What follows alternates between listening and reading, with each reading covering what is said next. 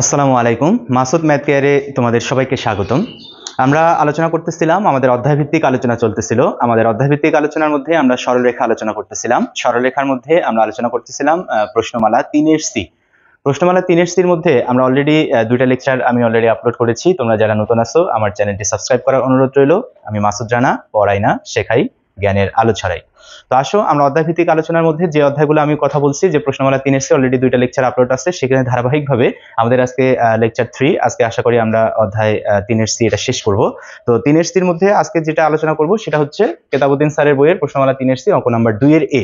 তো দেখো 2-এর এ অঙ্কটা কি আছে। 2-এর এ অঙ্কটা দেয়া আছে যে এ এর মান কত হলে এত এত এত বিন্দুত্রয় সমরেখ হবে। তো আমরা গত লেকচারেই বলছিলাম যে তিনটা স্থানাঙ্ক যদি দেওয়া থাকে, তিনটা স্থানাঙ্ক এরকম x1 x2 y1 x2 y2 x3 y3 এরকম যদি তিনটা স্থানাঙ্ক দেওয়া থাকে, দিয়ে যদি আমাদের বলে যে বিন্দুত্রয় কি হবে, সমরেখ হবে বা একই সরলরেখায় অবস্থিত হবে, তখন কি করতে হবে, ত্রিভুজের ক্ষেত্রফলটা কি হবে, ত্রিভুজের ক্ষেত্রফলটা 0 হবে। তো ত্রিভুজের ক্ষেত্রফল বের করার সূত্রটা আমরা দিছিলাম, আরো একবার বোঝার খাতিরে দিচ্ছি। দেখো যে x1 নিলাম, তাহলে এটা বাদ পরের স্থানাঙ্ক দুইটার y স্থানাঙ্ক দুইটা বিয়োগ, তার মানে y2 - y3 প্লাস x2 নিলাম, তাহলে এইটা বাদ পরের স্থানাঙ্ক দুইটার y স্থানাঙ্ক দুইটা বিয়োগ, তার মানে y3 - y1 প্লাস x3 নিলাম, তাহলে এইটা বাদ পরের স্থানাঙ্ক দুইটার y স্থানাঙ্ক দুইটা বিয়োগ, তার মানে y1 - y2।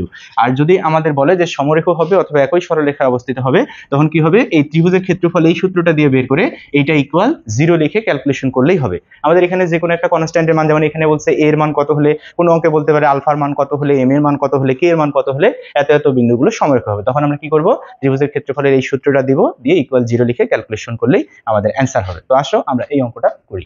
তাহলে তোমরা লিখে ফেলো সলিউশন লেখো যে এত এত বিন্দু, একবারই লেখো যে প্রদত্ত বিন্দুত্রয় সমরেখ হলে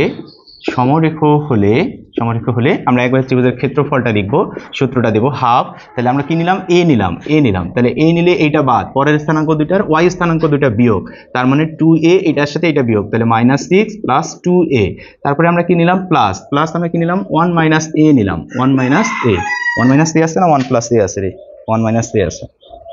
আচ্ছা 1 - a নিলাম, তাহলে এটা নিলাম, তাহলে আমাদের এইটা বাদ পরের স্থানাঙ্ক দুইটার y স্থানাঙ্ক দুইটা বিয়োগ, তাহলে কত হবে 6 - 2a, এটার সাথে এটা বিয়োগ হবে, তাহলে -2 + 2a।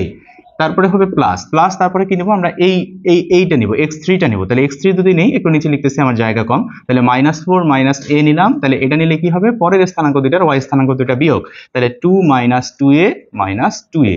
এখন আমাদের বলছে কি যে বিন্দুত্রয় সমরেখ হবে, তাহলে এইটা ইকুয়াল আমরা 0 লিখব, এটা 0 লিখে ক্যালকুলেশন করলে হবে। আচ্ছা মড চিহ্ন দেই, যেখানে এখানে ভেরিয়েবল আছে, ভেরিয়েবলের কারণে আমরা মড চিহ্ন দিলাম। আচ্ছা তাহলে এই পাশে হাফ, ওই পাশে যা 0 হয়ে গেল, তাহলে আমরা লিখি বা এটা আমরা গুণ করে দেই, এখানে আমাদের কত হচ্ছে 4a, তাহলে হচ্ছে 4a স্কয়ার -6a হইলো এটা। তারপরে এখানে আমরা প্লাস 1 - a থাকুক, এটার সাথে এটা দেখি আমাদের +2a -2a বাদ যাচ্ছে, তাহলে এখান থেকে আসতেছে কত, আমাদের 4 আসতেছে। তাহলে 4 দিয়ে আমরা এটা গুণ করে দিতে পারি, তাহলে 4 - 4a এটা গুণ করে দিলাম। তারপরে হলো প্লাস এখানে হচ্ছে আমাদের কত, -4 - a ইন্টু এখানে আমাদের হচ্ছে 2 - 4a ইকুয়াল 0। এটা মড চিহ্ন দেই।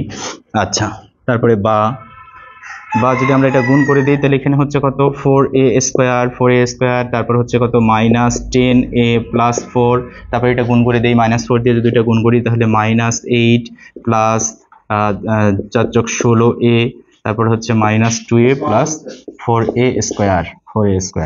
আচ্ছা এটা যদি আমরা এডিট করে লিখি, তাহলে হচ্ছে 8a স্কয়ার, তারপরে হচ্ছে আমাদের এখানে আছে +16a, আর এটাতে হচ্ছে আমাদের -12a, তাহলে 12a থেকে যদি আমরা 16 থেকে 12a বাদ দিই, তাহলে হচ্ছে +4a, আর এখানে হচ্ছে আমাদের কত, -4 ইকুয়াল 0।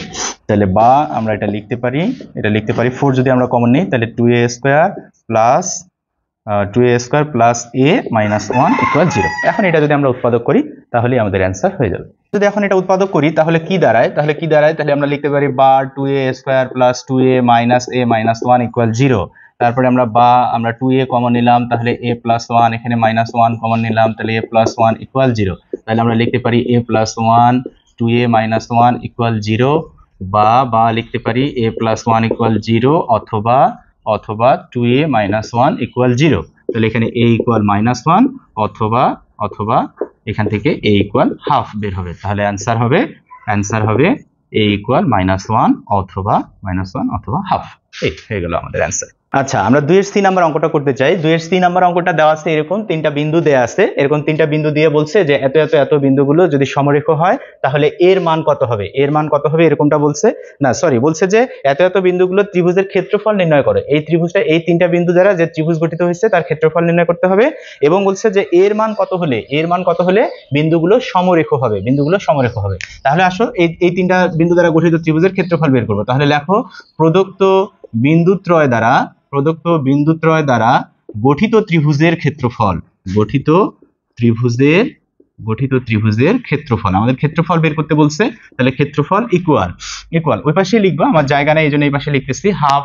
যেহেতু এখানে ভেরিয়েবল আছে তাহলে মড চিহ্ন দেই, তাহলে 2 নিলাম, তাহলে এইটা বাদ, পরের স্থানাঙ্ক দুইটার y স্থানাঙ্ক দুইটা বিয়োগ, তাহলে a - 3 - a, তারপরে প্লাস কি নিলাম +1 a+1 নিলাম, তাহলে এটা বাদ, পরের স্থানাঙ্ক দুইটার y স্থানাঙ্ক দুইটা বিয়োগ, তাহলে a এটা মানে যে +1 হয়ে গেল। তারপর হচ্ছে প্লাস a+2 নিলাম, তাহলে এটা বাদ, পরের স্থানাঙ্ক দুইটার y স্থানাঙ্ক দুইটা বিয়োগ, তাহলে -1 - a +3 তাহলে আমাদের ক্ষেত্রফল বের করতে বলছে। তাহলে ক্ষেত্রফল এটা আমরা বের করি। তাহলে ইকুয়াল থাকলো, ইকুয়াল হাফ, মড চিহ্ন দিলাম। আচ্ছা, এটা আমরা গুণ করে দিই, এখানে a প্লাস a মাইনাস এ কাটা যাচ্ছে, তাহলে এখানে আসতেছে আমাদের কত -6। তারপর এখানে a+1 এটা আমরা গুণ করে দিই, তাহলে এটা গুণ করে দিলে a² + a+1 গুণ করে দিলাম। তারপর এখানে হচ্ছে কত আমাদের, এখান থেকে আমাদের আসতেছে +a+2 থাকতেছে, আর এখানে আসতেছে কত আমাদের -a+2 আসতেছে, -a+2। আচ্ছা, তাহলে এটাও আমরা এখন গুণ করে দেই, আরো এডিট করে লিখি, দেখো তাহলে এখানে হচ্ছে আমাদের কত a² লিখলাম, a² +2a লিখলাম, +2a, এখানে +1 এখানে -6, তাহলে হচ্ছে -5 লিখলাম, প্লাস এটা গুণ করে দেই, তাহলে এটা গুণ করলে হচ্ছে এটা দিয়ে এটা গুণ করলে হচ্ছে মাইনাস আসবে, -a², তারপর হচ্ছে কত +2a, তারপর হচ্ছে -2a +4। আচ্ছা, দেখো এইটা যদি এখন আমরা ক্যালকুলেশন করি, তাহলে হচ্ছে আমাদের a² বাদ যাচ্ছে, তারপরে +2a -2a বাদ যাচ্ছে, তাহলে আমাদের থাকতেছে কত 2a -1 থাকতেছে, 2a -1। এটাই হচ্ছে আমাদের ক্ষেত্রফল নির্ণয় করতে বলছে। এই বিন্দু তিনটে দ্বারা গঠিত ত্রিভুজের ক্ষেত্রফল এটাই হবে। এখন দ্বিতীয় অংশ আমাদের বলছে যে এর মান কত হলে এই বিন্দুগুলা সমরেখ হবে। তাহলে আমরা জানি যে সমরেখ হবে, তাহলে কি হবে, ত্রিভুজের ক্ষেত্রফল ইকুয়াল 0 হবে, এরপরে তোমরা লেখো আবার কি, যে প্রদত্ত বিন্দুত্রয় সমরেখ হলে, সমরেখ হলে কি হবে, ত্রিভুজের ক্ষেত্রফল 0 হবে, তাহলে হাফ mod 2a - 1 = 0। তাহলে এটা ক্যালকুলেশন করি, বা 2a - 1 = 0, অতএব a = হাফ, হয়ে গেল। এটাই অ্যান্সার। এবার আমরা যে অঙ্কটা লিখছি সেই অঙ্কটা হচ্ছে কেতাবউদ্দিন স্যারের বইয়ের প্রশ্নমালা 3 এর সি, অঙ্ক নাম্বার 3 এর এ। অঙ্কটা বলছে এরকম তিনটা স্থানাঙ্ক দেয়া আছে, বলা আছে যে এত এত এত বিন্দু তিনটি দ্বারা গঠিত ত্রিভুজের ক্ষেত্রফল যদি 19.5 হয় তাহলে টি এর মান কত। তাহলে এতক্ষণ থেকে বলতেছিল যে সমরেখ হবে, তখন আমরা বলতেছিলাম কি, যে ত্রিভুজের ক্ষেত্রফল ইকুয়াল 0 লিখে ক্যালকুলেশন করলেই হবে। এইবার বলছে যে এই তিনটা বিন্দু দ্বারা গঠিত ত্রিভুজের ক্ষেত্রফল কত হবে, 19.5 হবে, 19। তাহলে এই তিনটা বিন্দু দ্বারা গঠিত ত্রিভুজের ক্ষেত্রফলটা বের করব, ওইটা ইকুয়াল 19.5 লিখে ক্যালকুলেশন করলেই হবে। তাহলে লেখো সলিউশন লেখো যে প্রদত্ত বিন্দুত্রয় দ্বারা গঠিত ত্রিভুজের ক্ষেত্রফল, বিন্দুত্রয় দ্বারা গঠিত ত্রিভুজের ক্ষেত্রফল ইকুয়াল সুন্দর করে হাফ। তাহলে কি হলো, 3 নিলাম, তাহলে এইটা বাদ, তাহলে পরের স্থানাঙ্ক দুইটার y স্থানাঙ্ক দুইটা বিয়োগ, তাহলে 5 - t +2t নিলাম, তাহলে এইটা বাদ, পরের স্থানাঙ্ক দুইটার y স্থানাঙ্ক দুইটা, তাহলে t - 4 +6 নিলাম, তাহলে কি হবে 4 - 5। যেহেতু এখানে ভেরিয়েবল আছে এই জন্য আমরা মড চিহ্ন দিলাম। এটা আগে বের করে নিই, তারপর প্রশ্ন মতে এটা ইকুয়াল 19.5 লিখবো। তাহলে হাফ থাকলো, এটা আমরা গুণ করে দেই, 3 × 5 = 15 -3t প্লাস এখানে হচ্ছে 2t² -8t, এখানে হচ্ছে কত -1, তাহলে এটা হয়ে গেল -6। তাহলে এটা ইকুয়াল আমরা লিখতে পারি হাফ, তাহলে কত হচ্ছে 2t² -11t প্লাস 9 এই এটা হলো। এখন আমরা কি লিখবো, প্রশ্ন মতে আমাদের কি হবে, প্রশ্ন মতে half 2t² minus 11t plus 9 equal কত হবে? Equal 19.5, equal 19.5। এই হয়ে গেল। এখন এখানে লিখতে পারি আমরা বা এটা হাফ থাকুক 2t² minus 11t plus 9 equal, এটা সমস্তটা যদি আমরা ভাঙাই দিই তাহলে 19 দুগুণা 38, 38 39, তাহলে 39/2, তাহলে উপরের পাশ থেকে 2 বাদ গেল, তাহলে বা mod of 2t² minus 11t plus 9 equal হচ্ছে 39। এখন এটা আমরা ক্যালকুলেশন করব, ক্যালকুলেশন করলে আমরা t এর মান পেয়ে যাব। এবার দেখো এটা আমরা ক্যালকুলেশন করতে চাচ্ছি, এটা যদি আমরা ক্যালকুলেশন করি, আমরা যদি মডটা তুলে দিতে চাই, তাহলে আমরা লিখতে পারি 2t² minus 11t plus 9 equal plus minus 39, তাহলে আমরা লিখতে পারি এরকমটা 2t² minus 11t plus 9 equal 39, একটা প্লাস চিহ্ন নিলাম, আর একটা 2t² minus 11t plus 9 equal minus 39 নিলাম, মাইনাস 39। তাহলে এখানে হলো 2t² মাইনাস 11t, এটা যদি এই পাশে নিয়ে আসি তাহলে আমাদের হচ্ছে কত? Minus 30 equal 0। তাহলে এটা আমরা উৎপাদক করতে পারবো, এটা যদি উৎপাদক করি তাহলে দেখো কি হবে, এটা হবে কত? 2t² minus plus 40 minus 15t minus 30 equal 0। 30 দুগুণে 60, 4×15 60 হবে, 4×15 60। তাহলে এটা এখন আমরা কি করতে পারি, এগুলা বা লিখবা, তাহলে এখানে বা দেই 2t যদি কমন নেই তাহলে t প্লাস 2 হবে, মাইনাস 15 যদি কমন নেই তাহলে t প্লাস 2 ইকুয়াল 0। তাহলে কত হলো? t plus 2t minus 15 equal 0, বা t ইকুয়াল হবে মাইনাস 2 অথবা t ইকুয়াল হবে 15/2। এখন দেখো এইখানে যে ইকুয়েশনটা বের হয়েছে, এটা যদি 2t² মাইনাস 11t, এটা যদি আমরা যোগ করে দিই তাহলে প্লাস 48 ইকুয়াল 0। তো এই একটা যে সমীকরণ বের হয়েছে, এই সমীকরণটা কিন্তু উৎপাদক করা যাবে না, আমরা জানি যে যদি কোনো ইকুয়েশন উৎপাদক করা না যায় তাহলে minus B plus minus √b² minus 4ac by 2a, এই সূত্র দিয়ে আমরা মান বের করি। কিন্তু এইটা দিয়েও যদি আমরা এই মানটা বের করি তাহলে এখানে আমরা বাস্তব মান পাবো না, বলতে এই রুটের ভিতরে মাইনাস মান আসবে, যেটাকে জটিল সংখ্যা বলা হয়। এই জন্য এটা আমরা ক্যালকুলেশনই করব না, এখানে আমরা একবারে লিখবো যে প্রদত্ত সমীকরণ হতে t এর বাস্তব মান পাওয়া সম্ভব নয়,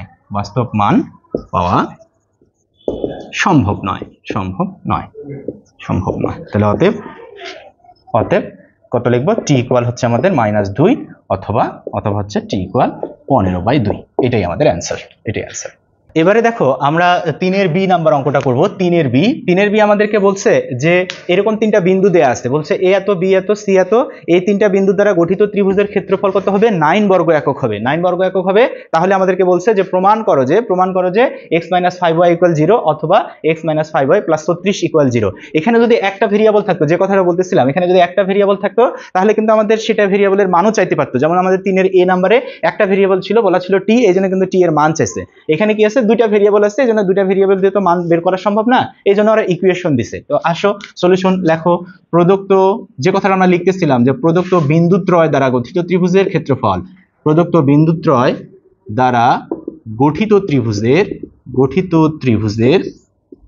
ক্ষেত্রফল ইকুয়াল, তাহলে হাফ থাকলো, যেহেতু ভেরিয়েবল আছে তাহলে মড চিহ্ন দিলাম, x নিলাম, তাহলে এটা বাদ, পরের স্থানাঙ্ক দুইটার y স্থানাঙ্ক দুইটা বিয়োগ, তাহলে 4 - 3, তারপরে +2 নিলাম, এটা বাদ, পরের স্থানাঙ্ক দুইটার y স্থানাঙ্ক দুইটা বিয়োগ, তাহলে হচ্ছে 3 - y, তারপর হচ্ছে কত? -3 নিলাম, তাহলে এটা বাদ, পরের স্থানাঙ্ক দুইটার y স্থানাঙ্ক দুইটা বিয়োগ, তার মানে y - 4, তাহলে এটা আমরা ক্যালকুলেশন করি। তাহলে হাফ মড দিলাম, তাহলে এখান থেকে 1, তাহলে x, এটা গুণ করে দেই, তাহলে +6 - 2y, এটা গুণ করে দেই, -3y +12, তাহলে এটা আমরা ক্যালকুলেশনটা এডিট করি, কি লিখছে?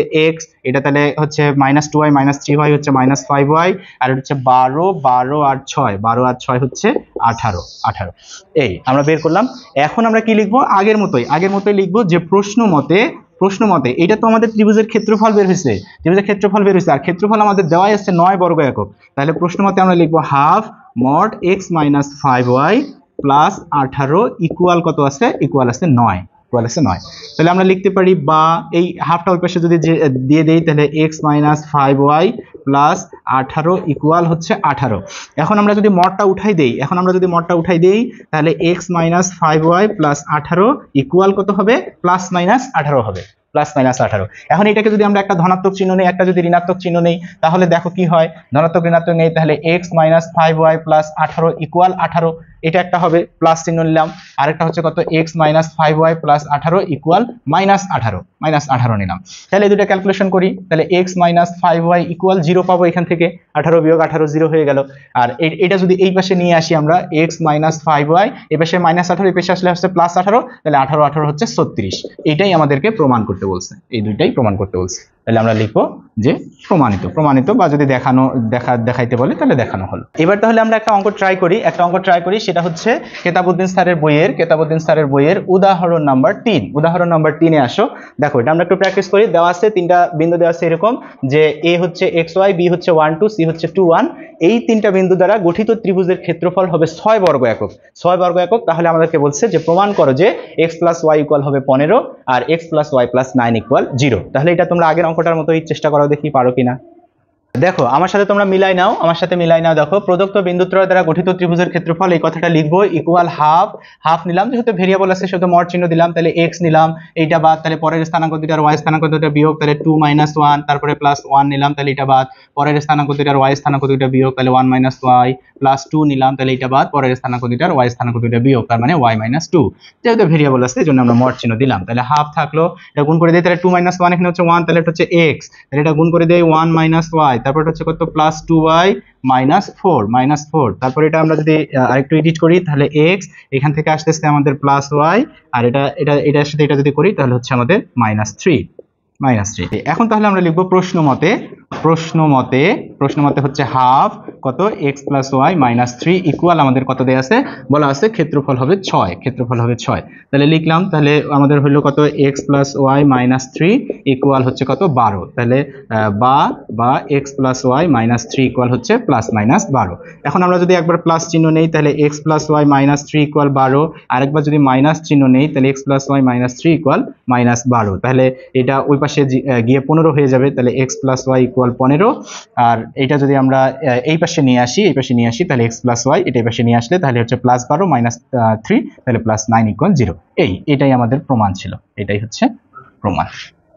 আমরা যে অঙ্কটা লিখছি এটা হচ্ছে আমাদের কেতাবউদ্দিন স্যারের বইয়ের উদাহরণ 2। এই অঙ্কটা একটু রিভার্স অঙ্ক কি বলছে যে এত বিন্দু তিনটি দ্বারা গঠিত ত্রিভুজের ক্ষেত্রফল বের করো। তারপরে বলছে যে দেখাও যে t = 2 অথবা t = হাফ হলে বিন্দুগুলো সমরেখ হবে।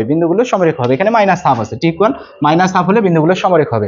এর আগে আমাদের বলতেছিল যে এত বিন্দুগুলো সমরেখ হলে t এর মান কত, এবার বলছে t এর মান এত হলে সমরেখ হবে। তাহলে আমরা প্রথমে আগে ক্ষেত্রফলটা বের করি। লেখো প্রদত্ত বিন্দুত্রয় দ্বারা গঠিত ত্রিভুজের ক্ষেত্রফল ইকুয়াল হাফ, লেখো হাফ, যেহেতু ভেরিয়েবল আছে সেজন্য মড চিহ্ন দিলাম। তাহলে কত হলো t + 1 নিলাম, তাহলে এটা বাদ, এই দুটো বিয়োগ, তাহলে হচ্ছে 3 - 2t, তারপরে প্লাস 2t + 1 নিলাম, তাহলে এটা বাদ, তাহলে হচ্ছে কত 2t - 1, এটার সাথে এইটা বিয়োগ, তারপরে প্লাস কত নিলাম 2t + 2 নিলাম, তাহলে এটার সাথে কি হবে 1 বিয়োগ 3। তাহলে এটা আমরা ক্যালকুলেশন করি, তাহলে হাফ থাকলো মড, এটা গুণ করে দেই, তাহলে হচ্ছে কত 3t - 2t² + 3 - 2t, এটা গুণ করে দেই, তাহলে প্লাস হচ্ছে 4t² - 2t, তারপর হচ্ছে প্লাস 2t -1, তারপর এখান থেকে আসতেছে -2, তাহলে -2টার সাথে গুণ করে দিলে তাহলে -4t -4। এটা যদি আমরা এডিট করে লিখি তাহলে হাফ আমরা পাবো, ক্যালকুলেশন করলে এখান থেকে আসবে 2t² মাইনাস হচ্ছে আমাদের -3t -2, এটা আসবে আমাদের। তাহলে এটাই হচ্ছে আমাদের ত্রিভুজের ক্ষেত্রফল। এবারে আসো দ্বিতীয় অংশ আমাদের বলছে যে দেখাও যে t = 2 অথবা t = -হাফ হলে বিন্দুগুলো সমরেখ হবে। তাহলে আমরা কি করব, t = 2 এবং t = -হাফ এখানে বসায় দেব। তাহলে আমরা লিখব দ্বিতীয় অংশ লিখি আমরা। দ্বিতীয় অংশ যে t = 2 হলে আমরা এখানে মান বসাবো, তাহলে হাফ, এখানে 2 যদি বসাই তাহলে 2 × 2² -3 × 2 -2। তাহলে এটা দেখো তো ক্যালকুলেশন যদি আমরা করি তাহলে এখানে হচ্ছে 4 4 দুগুণা 8 -6 -2, তাহলে দেখো এটা আমাদের 0 চলে আসলো। আর 0 হলেই তো আমরা বলছি যে সমরেখ হয়। তারপরে আমরা কি করব, t = -হাফ হলে ইকুয়াল হচ্ছে হাফ, তাহলে 2 × -হাফের উপরে স্কয়ার -3 × -হাফ -2। এটা যদি আমরা ক্যালকুলেশন করি তাহলে হাফ থাকলো, এটা হচ্ছে আমাদের এখান থেকে আসতেছে হাফ, এটা আসতেছে +3/2, আর এটা আসতেছে -2। তাহলে দেখো যে দেড় আর হাফ যোগ করলে 2 হবে, আর 2 বিয়োগ 2 মানে 0, তাহলে এটা আমাদের 0 বের হয়ে গেল।